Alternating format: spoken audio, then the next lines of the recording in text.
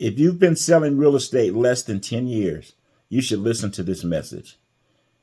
10 years, although that sounds like a long time, in the current real estate environment we've been in the areas particularly that I work, you have pretty much experienced one type of market. And that market is that you get a home, you put it up for sale, and eventually, if not right away, that home sells. Most of the time, that home sells in multiple offers. It sells pretty quickly. A lot of times it sells above list price. And you get to say you're a hero, you're number one. You get to plaster that everywhere on your social media to make it seem like you did this wonderful job. Now, I'm not saying you didn't do a good job by helping your clients get the most money and the best terms and all of that.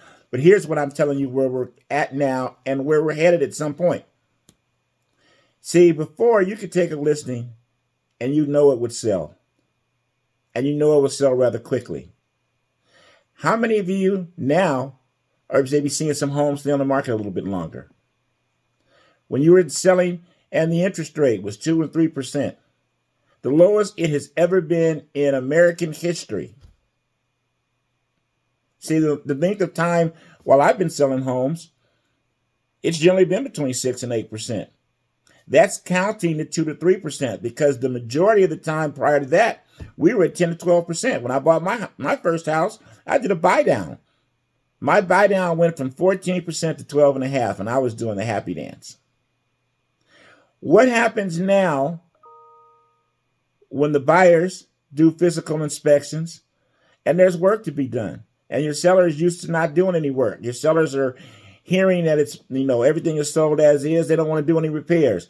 What about the buyers now that need assistance, closing costs, buy downs? All of a sudden, there's something to negotiate, even once the transaction is put together. How many of you have to sit in front of a seller and actually look for a price adjustment because the home's been sitting on the market for a certain amount of time? See, it's funny. I equate this to, hey, you go out, you find a date, you guys have a one day fling. Now, the person you pick up, you're going to be with her for a little bit of time.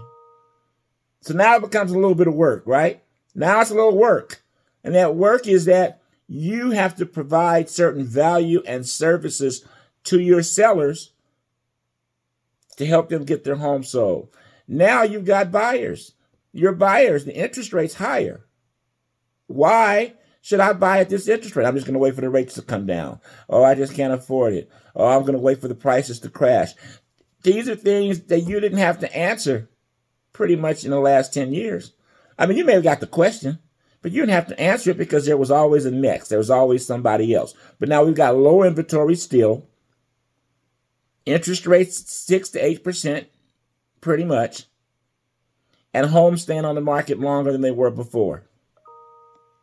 Welcome to real estate.